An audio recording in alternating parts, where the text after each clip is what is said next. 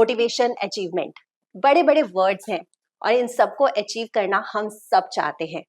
जितना बड़ा चैलेंज उतनी बड़ी सक्सेस। और आज की जो हमारी पर्सनालिटी है उन्होंने कर दिखाया है। तो आइए आज अपने ऐसे गेस्ट से मिलवाती हूँ आपको जिन्होंने अपनी लाइफ में एक छोटे से थॉट से लेकर चलकर अपनी लाइफ को पूरी तरह से चेंज किया है। इनफैक्ट आज वो फिल्म एंड मीडिया इंडस्ट्री में एजुकेशन की फील्ड में एक पायनियर हैं।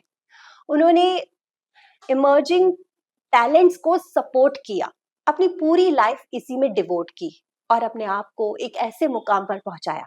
तो आइए आज जानेंगे उनकी जर्नी के बारे में, साथ ही बात होगी बहुत सारी मोटिवेशनल थिंग्स पे और साथ ही बात होगी फिल्म एंड मीडिया इंडस्ट्री में क्या कुछ अपॉर्चुनिटीज आपके लिए हैं जिससे आप अपनी लाइफ में चेंजेस ला सके।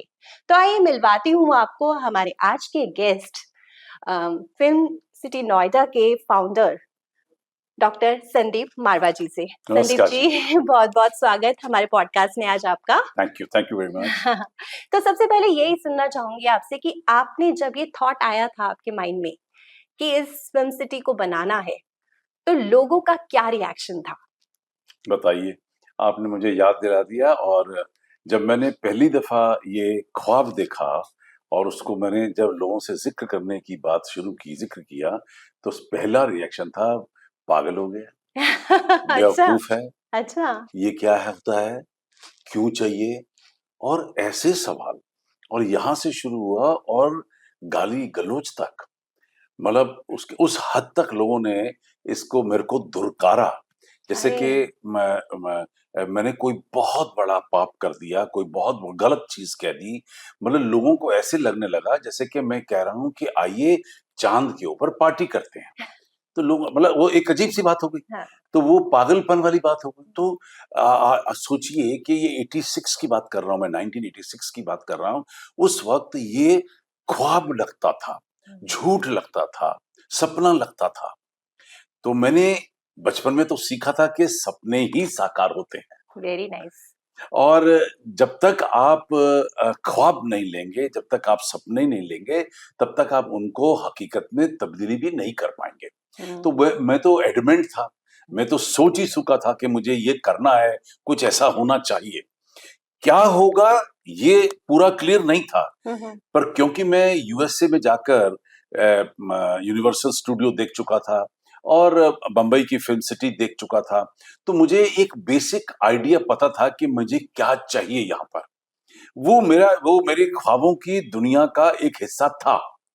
लेकिन ऑब्वियसली मैं मौका ढूंढ रहा था, किसको कहाँ कैसे बताऊं। तो कईयों को बताया। इतना ही नहीं, जब मैं इसको एक शेप देकर, एक फाइल बनाकर, जब मैं सरकारी दफ्तरों में गया, क्योंकि जमीन चाहिए एक फिल्म सिटी के लिए, और जमीन तो सिर्फ सरकार ही दे सकती है।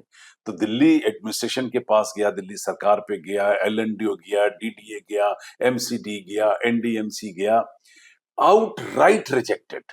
मतलब लोगों, वो सुनने को तैयार नहीं थे कि ये क्या है, क्या भला ये क्या होता है।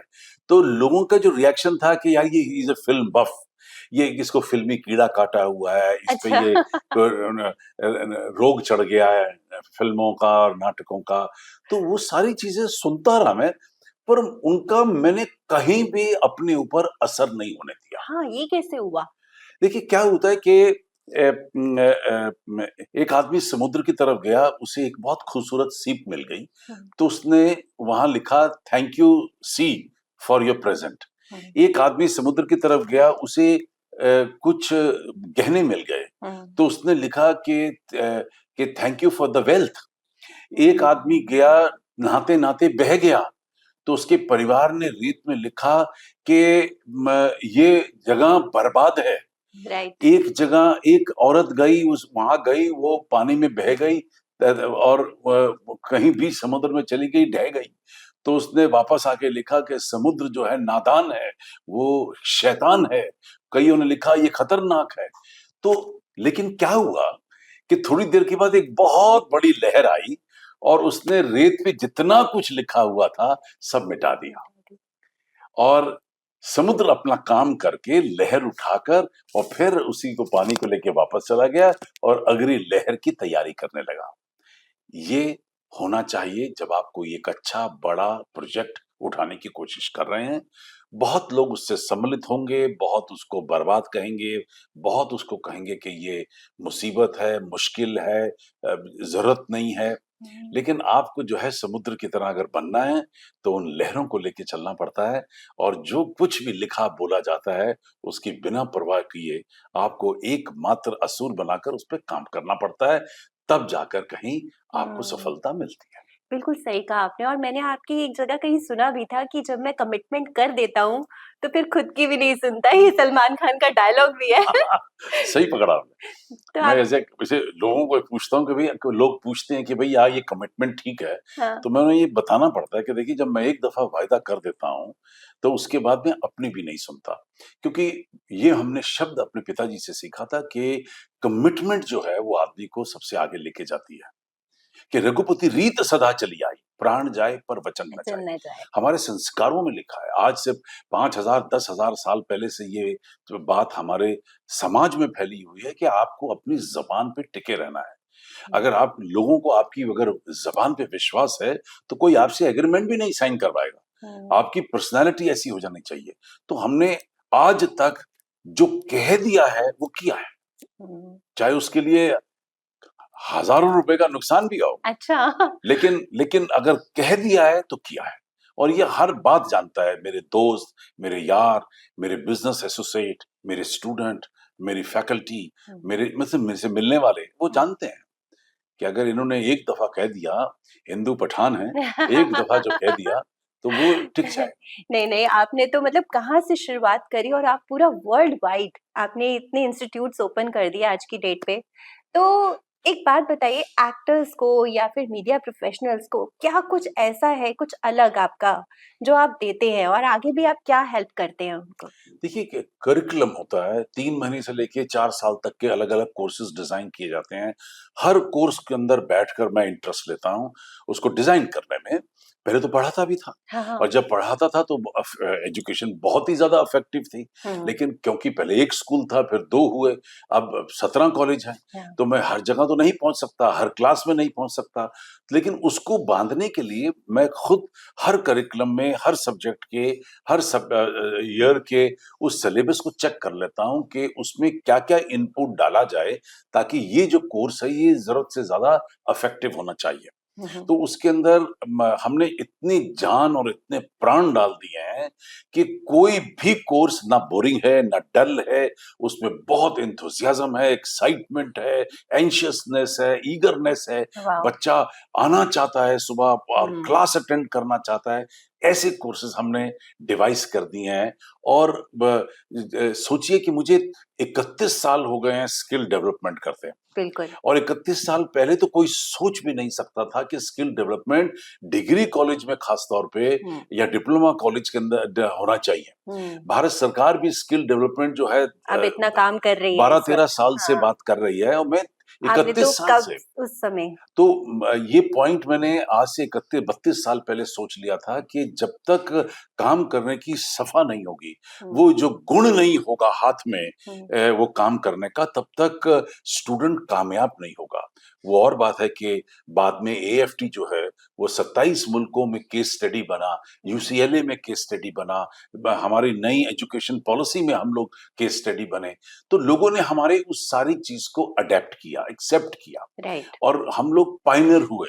बिल्कुल। क्रिएटिव एजुकेशन के अंदर दुनिया में अब हमारा नाम होता है। फ़िल्म स्कूल में हम दुनिया के 5 सबसे बड़े फ़िल्म स्कूलों में हमारा नाम आता है। नाम तो उसकी वजह ही यही है कि जो पढ़ाना है सबसे पहले वो तय होना चाहिए। वैल्यू जो देनी है वो एग्ज़ैक्टली। इम्पोर्टेंट है, वो तो अगर होगी एक तो ऐसा तभी होगा। करिकुलम सेट करो जिसमें स्टूडेंट जो है वो बँधा रहे, हुँ, तभी तो मज़ा आएगा। तभी तो मज़ा आएगा और साथ में आप और भी चीज़ें करवाते हैं। मैंने देखा है कि आपके यहाँ मिडल एज वाली जो लेडीज़ हैं, उनकी भी पर्सनैलिटी डेवलपमेंट पे आप बहुत सारे प्रोग्राम्स वगैरह चलाते हैं। मैं कुल मिलाकर अब आज की डेट में करीब 8,000 इवेंट कर चुका हूँ, जो ओह हमारा वाओ! एक वर्ल्ड रिकॉर्ड बना है। क्या बात है। और हमारा एक वर्ल्ड रिकॉर्ड वो भी बना कि हाँ, हमने 31 साल पहले इंग्लिश डिक्शनरी को एक शब्द दिया था फ़िल्म एंड कल्चर टूरिज़्म अच्छा, और लोग समझ नहीं पा रहे थे कि ये क्या होता है। क्या आज होता है सारी ये? दुनिया फिल्म एंड कल्चर टूरिज्म की बात कर रही है हाँ। कि एक टूरिज्म को बढ़ावा देना, आर्ट और कल्चर को बेस बनाकर, फिल्म, टीवी, मीडिया को बेस बनाकर, यानी कि जब आप घर से निकलकर नोएडा फिल्म सिटी तक किसी film, TV, media, art, culture, fashion design की किसी इवेंट को भी अटेंड करने आते हैं तो वो कल्चर टूरिज्म का हिस्सा बन जाता है। आप फिल्म सिटी में शूटिंग करने आ रहे हैं, शूटिंग की पूरी यूनिट लेकर आप हिंदुस्तान से बाहर, दिल्ली से बाहर, बंबई से बाहर लेके जाते हैं, तो वो भी फिल्म एंड कल्चर टूरिज्म कहलाता है। और उसके अंतर्गत हम तकरीबन 9 करोड़ लोग नोएडा फिल्म सिटी में ला चुके हैं और 30 लाख से भी ज्यादा लोग 156 मुल्कों से मारवा स्टूडियो में आ चुके हैं। ये हमारा एक और वर्ल्ड क्या बात रिकॉर्ड है, आप बना मोदी है। जी की तरह आपकी एक्सपेंशन पे पूरा नहीं, मोदी जी हमारे आइडल हैं, वो बिल्कुल। मेरे लिए सोर्स ऑफ इंस्पिरेशन है। मैंने मोदी जी पे किताब भी लिखी थी, 8 इयर्स ऑफ मोदी सरकार। अच्छा। मैं उनसे प्रभावित हूँ, मैं उनका पुजारी हूँ, क्योंकि जो पैट्रियोटिज्म, जो नेशनलिज्म मैंने उनमें देखा है, शायद ऐसा ही बहुत कुछ मेरे अंदर जमकर है। क्योंकि ये मत भूलिए कि मैं I am a product of Sardar Patel Vidyalaya. ये सरदार पटेल जी की मूर्ति पड़ी। क्या बात तो है। तो जब जिसने 11 साल सरदार पटेल का नाम जपा हो और 3 साल भगत सिंह कॉलेज में भगत सिंह का नाम जपा हो, तो आप अंदाजा लगा सकती हैं कि मेरे अंदर कूट-कूट कर भारतीयता जो है वो भरी हुई है। और जब मैं मोदी जी को देखता हूँ तो मुझे ऐसा ही लगता है जैसे कि मैं भी तो ऐसा ही कर रहा हूँ। Oh wow. और और जोश आता है आगे बढ़ने का। हाँ, ये मोटिवेशन देखो, आपके अंडर इतना सब कुछ है, इतना सारे लोग आपके अंडर काम कर रहे हैं, लेकिन एक एटीट्यूड, एक पॉजिटिव एटीट्यूड मैंने हमेशा आप में देखा है। तो वो पॉजिटिव एटीट्यूड आप कहाँ से लाते हैं? नहीं, देखिए कि जब आप देश की बात करते हैं, जब आप कम्युनिटी की बात करते हैं, जब आप ह्यूमैनिटी की बात करते हैं, तो ये एनर्जी आपको अपने आप मिलेगी। ये हम्म। परमात्मा की देन बन जाएगी, लोगों का प्यार बन जाएगा। और जब आपकी सोच में आपका देश है या लोग हैं या हम्म। समाज है हम्म। या आपके स्टूडेंट हैं, तो मैं अपने लिए नहीं सोच रहा हूँ। मैं सोच रहा हूँ देश की तरक्की के लिए, देश की प्रगति के लिए। तो मुझे लगता है कि अगर हर आदमी काम करे, हर आदमी मेहनत करे, हर आदमी अपने प्रोफेशन के प्रति ईमानदार हो जाए, तो हमारा देश कितना आगे बढ़ेगा। इन हम्म। पिछले 10 सालों में ही देख लीजिए कि हम लोग कितना आगे बढ़े हैं, बिल्कुल। कितना नाम हुआ है भारत का। बिल्कुल। मैं अभी अ, म, अ, म, कल हमने अच्छा। International day of cultural relation declare किया है। वाओ। 127 संस्थाएं, 40,000 लोग और 145 मुल्कों ने मिलकर इसको डिसाइड किया है कि 3 जनवरी जो है वो international day of cultural relation होगा। वो और बात है कि 3 जनवरी मेरा जन्मदिन भी होता है क्या बात है, बहुत और बढ़िया। जितने लोगों को मुझसे प्यार है वो सभी हाँ। लोग इस बात से सहमत हुए। 80 देशों को मैं खुद रिप्रेजेंट कर रहा हूँ भारत में और उनके आर्ट एंड कल्चर को। और जितने देशों को मैं यहाँ रिप्रेजेंट कर रहा हूँ, आप सोचिए उतने ही देशों में मैं जाकर भारत की बात करता हूँ। बिल्कुल। क्योंकि मुझे ये लगता है कि एक हिंदुस्तानी होने के नाते हिंदुस्तान की जितनी काबिलियतें हैं, हम्म। जितना हिंदुस्तान का जो संस्कार है, हम्म। संस्कृति है, कला है, वो दुनिया के हर आदमी को पता होनी चाहिए हम्म। और अपने देश के लोगों को भी पता होनी चाहिए। बिल्कुल। तो ये दिन डिसाइड किया है और हम लोग इस दिन पे काम करेंगे और इस दिन के ज़रिए हम लोग पूरी दुनिया को ये बताना चाहते हैं कि भारत में कितना अ, म म संस्कृति है और कितनी कला है, जिसको पढ़ा, समझा, सीखा जा सकता है। बिल्कुल, बिल्कुल। कल्चर के साथ जुड़े रहना, संस्कृति हमारी जो देश की है, वो एक धरोहर की तरह है। बिल्कुल, उसके साथ जितना आप जुड़े रहेंगे, उतना आगे आप अपने देश को, अपने लोगों को लेकर जा सकेंगे, बिल्कुल। और ये आपका मोटिव बहुत ही प्यारा है। लेकिन एक चीज़ मैंने आप में नोटिस की है, जब भी आप स्टेज पे जाते हैं, कभी स्पीच देने के लिए, तो आप एकदम से बहुत अच्छा बोलना शुरू कर देते हैं। तो ये कहाँ से गुण आता है? नहीं, मुझे लगता है कि लैंग्वेज हमेशा मेरे साथ जुड़ी रही है। अच्छा। हिंदी हो या इंग्लिश हो, दोनों में मैं बोल लेता हूँ। अच्छा। और बोली एक अनमोल है, जो कोई बोले जान, हिये तराजू तौल के तब मुख बाहरान। ऐसी बानी बोलिए मन का आपा खोए, औरन को शीतल करे और खुद भी खुद भी शीतल होए। शीतल है। अब ये है कि जब आप बोल रहे हैं और आपको 100, 200, 500, 1000, 20,000, 50,000 आदमी सुन रहा है, तो आपकी बोली अच्छी होनी चाहिए। और सबसे बड़ी बात ये है कि अगर आप अपने आप को कम्युनिकेटर कहते हैं, तो जिस बात को लेकर आप मंच पर खड़े हुए हैं, वो बात उस आदमी के लोगों के दिलों तक पहुँचनी चाहिए। क्या बात और अगर वो पहुँच गई है, तो वो खुद है। कहेगा कि अच्छा बोले, यस। और नहीं पहुँच पाई तो कहेगा समझ नहीं आई क्या बोले। तो ये बड़ा ज़रूरी है। और एक कम्युनिकेटर होने के नाते, एक कम्युनिकेशन का टीचर होने के नाते मुझे लगता है कि ये ज़रूरी है कि जब मैं कोई बात कहूँ, तो वो आप तक पहुँचे। हुँ। उसके ज़रिए अलग हो सकते हैं, तौर-तरीके हो सकते हैं, कविताएँ, मुहावरे, लकोतियाँ, म म छंद, ये सब चीज़ें उसका हिस्सा अगर बनती हैं, तो बहुत अच्छी तो बात है। पढ़ते हैं आप और क्या? ये मत भूलिए, देखिए मैं भारत का एक सबसे बड़ा लिटरेचर फेस्टिवल भी ऑर्गेनाइज़ करता हाँ, हूँ। बिल्कुल करते एक हैं। बहुत बड़ी ज़िम्मेदारी है हमारे ऊपर लिटरेचर को लेकर। बिल्कुल, बिल्कुल। तो आप बहुत सब कुछ पढ़ते भी रहते होंगे ज़रूर। अच्छा पढ़ेंगे तो आप अच्छा बोलेंगे हाँ, भी। बिल्कुल। बिल्कुल, ये सही बात बोली आपने। अच्छा, आपकी फैमिली बॉलीवुड से भी बहुत कनेक्टेड है और मैंने सुना है कि सोनम कपूर, अर्जुन कपूर मेंबर हैं यहाँ के, तो वो भी यहाँ पर वर्कशॉप वगैरह देने के लिए आते रहते हैं? आते हैं, मैं आदि फ़िल्म इंडस्ट्री को मैं यहाँ पर नोएडा फ़िल्म सिटी में बुला चुका हूँ, ऐसी बात नहीं है। जब हमने 1991 में स्टूडियो खोला था, हुँ, हुँ। तब भी 40-50 लोग यहाँ पर, पूरे बम्बई इंडस्ट्री यहाँ पर मौजूद हुई थी। मैंने आज तक इतने लोग एक साथ नोएडा, दिल्ली में नहीं देखे, जितनी मारवा स्टूडियो की अच्छा। इनॉग्रेशन में ओह लोग आ गए वाओ! थे। तो वहाँ से शुरू हुई गाथा, और ये जब हमने इंस्टीट्यूशन खोला तो हमें ये तय कर लिया था कि जब तक इंटरफेस नहीं होगा, इंडस्ट्री इंटरफेस, जब तक ये इंडस्ट्री के लोगों को नहीं बुलाएँगे, तब तक हो सकता है कि वो जो हुँ। इनसाइट्स हैं, जो अंदर की कहानियाँ हैं, वो शायद जब तक बच्चों तक नहीं पहुँचेंगी, ये शायद कामयाब नहीं हो पाएँगे। उसको हमने एक हिस्सा बनाया हुआ है। तो इसी तरीके से अ, म म म चाहे मेरे परिवार के लोग हों, चाहे पूरी इंडस्ट्री के लोग हों, जो मेरे परिवार की तरह ही हैं, बिल्कुल। वो सभी लोग यहाँ आते हैं, और तांता लगा रहता है, बहुत मज़ा आता है। और एक जब चर्चित सेलिब्रिटी आती है, हाँ, तो हाँ। उसको देखने, सुनने, उससे बात करने, हाथ मिलाने, फ़ोटो खिंचाने का जो मज़ा है, वो एक अलग होता है, और बिल्कुल। वो तकरीबन हर महीने यहाँ अच्छा। पर होता रहता है। अरे वाह! ये तो बहुत अच्छा है। आपके तो घर में ही मतलब आपकी तो वाइफ भी बॉलीवुड से कनेक्टेड है, तो घर में किसकी चलती है, आपकी या देखिए, ये तो हमने तय कर लिया था कि घर के बाहर मैं काम करूँगा और घर के भीतर वो काम करेगी। अच्छा। और ये तय है, मैं घर जाकर बिल्कुल कुछ नहीं इंटरफेयर करता, और मेरे दफ्तर में मेरी वाइफ इंटरफेयर नहीं करती। अच्छी डीलिंग मेंटेन की हुई है आपने। नहीं, होना ही चाहिए। हाँ। होना ही चाहिए, और क्योंकि घर का भी काम बहुत होता है, वो कम नहीं होता है, ऑफ़िस से ज़्यादा काम घर का होता है। ये लोगों को पता होना चाहिए कि बच्चों का पालना, पोषना, बड़ा सही करना, बात घर का खाना, आया-गया, दोस्त यार, पार्टी, डिनर, म म और घर की सफाई, मेंटेनेंस, ये सारी लॉट ऑफ चीज़ें एक थिंग्स। पूरा एक एडमिनिस्ट्रेटिव ऑफ़िस होना चाहिए था, हुँ, जो नहीं होता है किसी के घर में, हुँ। और अकेली घर की जो महिला होती है, वो उसे सँभालती है। तो मुझे लगता है कि वो, मुझे तो ऐसा लगता है कि वो मुझसे ज़्यादा काम करती है। अच्छा। हाँ। हुँ, हुँ। एक एडमिन आपने सँभाला, एक एडमिन उन्होंने बिल्कुल। सँभाला।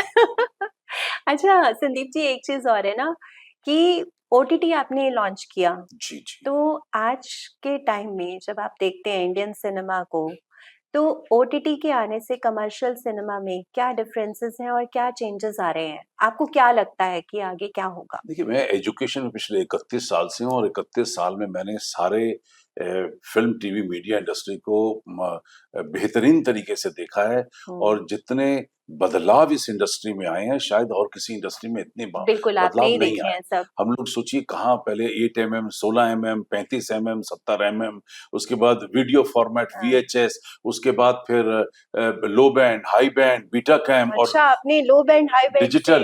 ओह माय मतलब गॉड! 31 सालों में इतने फॉर्मेट चेंज हो गए हैं कि जो करोड़ों रुपए का इक्विपमेंट है, वो किलो के हिसाब से बिकता है।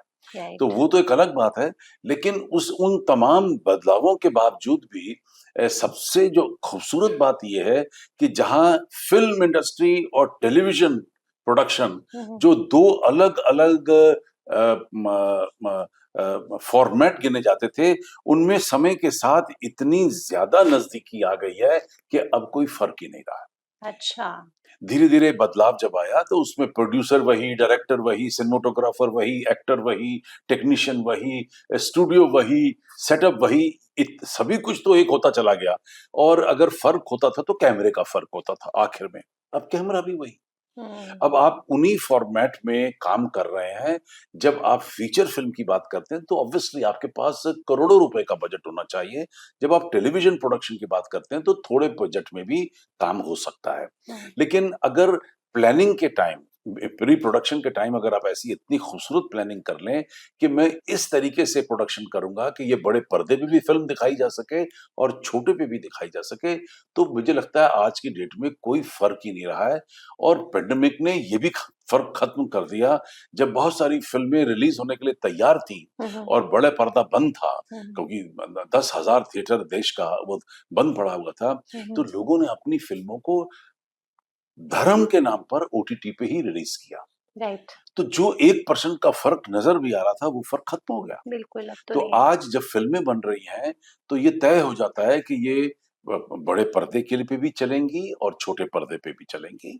और टेलीविजन पे तो फिल्में पिछले 40 साल से आ ही रही हैं। हम्म। कि जब वो और बात है कि वो भी टाइम था कि एक फिल्म एक हफ्ते में दिखाई जाती थी। यस। आधी फिल्म इस सैटरडे, आधी फिल्म अगले सैटरडे या संडे, हाँ। ऐसे प्रोग्राम हुआ करते थे। तो हम लोग बहुत आगे निकल गए हैं। हिंदुस्तान का फिल्म, टीवी, मीडिया का जो ये मीडिया और एंटरटेनमेंट इंडस्ट्री है, ये बहुत आगे निकल गई है। हम लोग अब 4 लाख करोड़ की टर्नओवर टच करने वाले हैं इस इंडस्ट्री के अंदर। ये भारत की 6वीं बड़ी इंडस्ट्री बन चुकी है। और मीडिया और एंटरटेनमेंट इंडस्ट्री में तकरीबन 1 करोड़ आदमी काम कर रहा है इस वक्त। हम्म। और मैं तो कहूंगा कि आने वाले दिनों में, क्योंकि देखिए हम लोग जो ग्रो कर रहे हैं वो 12% की रेट से कर रहे हैं। हम्म। पूरा देश जो है वो 7%, 6.75, 7.5 की रेट से ग्रो कर रहा है। तो मीडिया और एंटरटेनमेंट इंडस्ट्री का जो कंट्रीब्यूशन है वो पूरे जीडीपी में, पूरे ग्रोथ में बहुत ज्यादा है। हाँ, मीडिया क्योंकि हर जगह यूज होता है, हर मार्केटिंग में, हर पीआर में, हर एडवर्टाइजिंग में, हर जगह यूज होता है, तो उसकी अपॉर्चुनिटीज ज्यादा ही होंगी मैं उस तो हिसाब कहूंगा से। अभी शुरुआत है हिंदुस्तान में। अच्छा। जिसे जिसे जिसे लोग देखकर कह रहे हैं कि मैं थक गया हूं, मैं कहना चाहता हूं कि ये शुरुआत है। हम्म। अभी तो इसका फैलाव शुरू हुआ है। हम्म। अभी तो घर-घर में आप देखेंगे, गली-गली में देखेंगे, कूचे-कूचे पे देखेंगे, हर स्टेट में देखेंगे। तो और भारत निखर कर आएगा दुनिया का एक बहुत बड़ा media setup, media centre. Oh wow! ये तो बहुत ही अच्छा है। इसके साथ-साथ बहुत लोगों को बहुत सारी अपॉर्च्युनिटीज़ मिलेंगी और हम भी ग्रो करेंगे, देश भी ग्रो करेगा। बिल्कुल। अच्छा संदीप जी, लास्ट में आपका मुझे पता है कि आप गाना बहुत अच्छा गाते हैं। पता नहीं मैं कहता हूँ। थोड़ा-सा कुछ गुनगुना दीजिए, उससे हम एंड करेंगे। अरे बाबा! ये तो पहले कहना चाहिए था आपको, मैं तैयार होके आता। कुछ भी जो क्योंकि आपको अच्छा लगे। मैंने तो गाना कई साल पहले छोड़ दिया। अगर आप चाहती हैं तो मैं 2 लाइनें गा सकता हूँ। लीजिए साहब। ओहरे ताल मिले नदी के जल में, नदी मिले सागर में, सागर मिले कौन से जल में, कोई जाने ना। ओहरे ताल मिले नदी के जल में, नदी मिले सागर में, सागर मिले कौन से जल में, कोई जाने ना।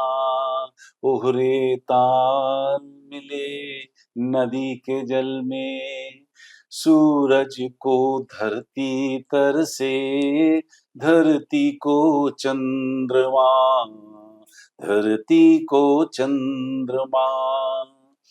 चलिए इतना ही अरे बहुत वाह! है। लेकिन आपने जो भी गाया, एक तो गाया इतना अच्छा, दूसरा उसमें कुछ ना कुछ मैसेज भी दे दिया। ये आपने बहुत अच्छा किया। बहुत अच्छा लगा मुझे आपके साथ बात करके, बहुत सारी चीज़ें हमें जानने को मिली। Thank you. आपका यहाँ आने के लिए और बात करने के लिए बहुत-बहुत शुक्रिया। Thank you very much. और मुझे उम्मीद है कि आप जो मैंने कहा है उसको हुँ। इससे भी ज्यादा आगे बढ़ाने की कोशिश करेंगे। बिल्कुल, बिल्कुल, क्योंकि ये मैसेज सब तक जाना बहुत ज़रूरी है। बहुत सारी अपॉर्च्युनिटीज़ हैं मीडिया में और हम चाहेंगे कि हमारे व्यूअर्स, हमारे ऑडियंस आएँ और जी, हमसे कनेक्ट हो और बहुत सारी चीज़ों को एक्सप्लोर करें, हमारी कंट्री को और आगे लेके जाएँ। Thank you very much. जैसे आप ले जा रहे हैं मोदी जी की तरह। Thanks a lot. Thanks a lot, thank you so much.